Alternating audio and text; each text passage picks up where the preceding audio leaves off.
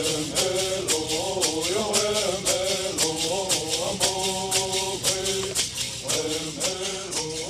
reason why I'm here is because I had a dream.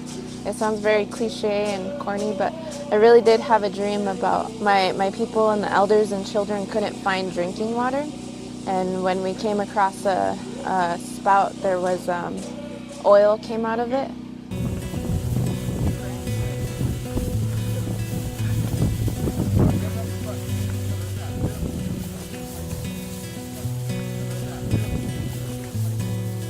We're out here protecting this land because it's everything to us. Because it would be a continuation of the policies towards Native people, which is destruction of land, destruction of water.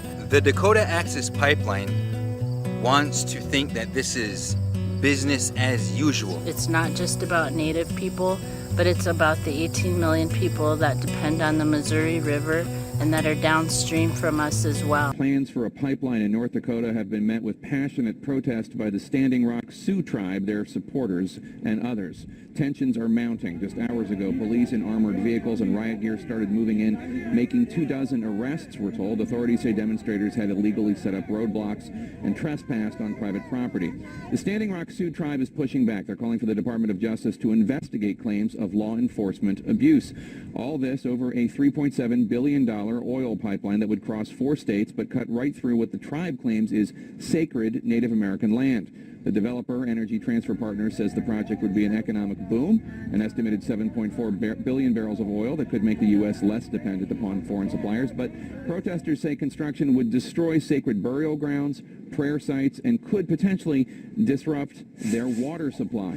Joining me now, one of the protesters, actor and activist Mark Ruffalo. Mark, thanks so much for joining us. You spent 3 days at the protest site this week demonstrating on behalf of the Standing Rock Sioux tribe. What motivated you to join the protest?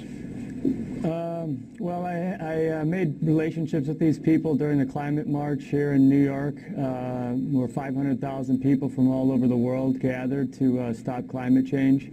And I also got to know some of them while we were fighting against hydrofracking here in New York State. Ultimately, you know, a lot of the work I do has to do with protecting water, and that's what these people are doing there.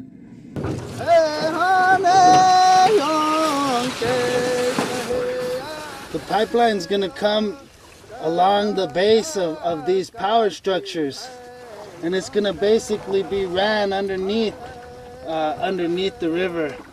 The potential for it to leak is pretty great, and if and when it does, it will literally pollute the water. This movement currently right now is about the pipeline, but globally this movement is important because it is now bringing all of us together. Globally, from Canada to the United States, Mexico, all indigenous people are fighting for the earth. So let me just ask you to play devil's advocate. The developer says it's private land. They went through the proper permitting process. The tribe sued. They had it stay in course. They lost. What do you say to that?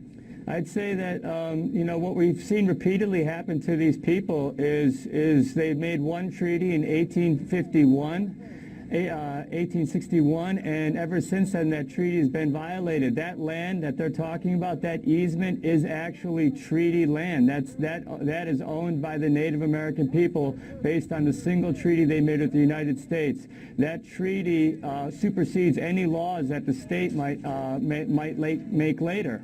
And so today, Obama could literally, could say that we are honoring the 1851 treaty and we are not allowing that easement to be taken as private property. That's basically at the crux of the issue.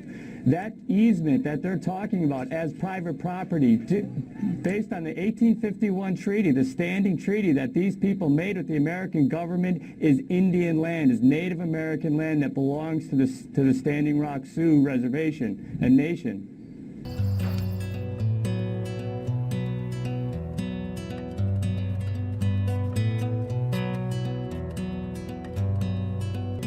What's significant that people don't know is that This particular issue has brought together 500 tribes from all over the nation. Never in the history of our nation has all of the Native American tribes come together under one issue.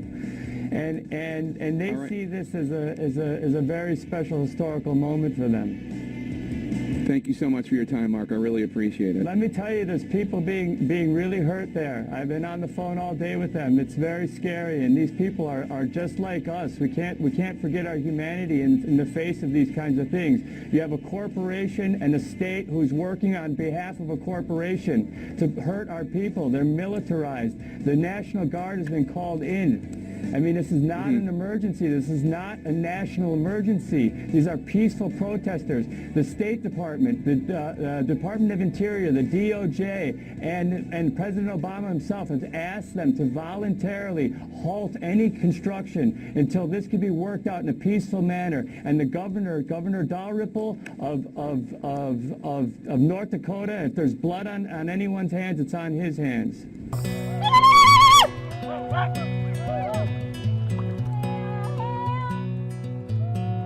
This isn't a pipeline. This is fossil fuel infrastructure for profits, not for the people. You can't guarantee that this pipeline's not going to break. You can't guarantee any of that. And we have to help stop it. It jeopardizes too many people's water. This disrespect to our spirituality. Our language is founded upon the land. What we are trying to say is that America, this is a wake-up call. It's just a part of the extractive economy, and it's a part of another aspect of the violence that we as indigenous peoples have been experiencing for over 500 years.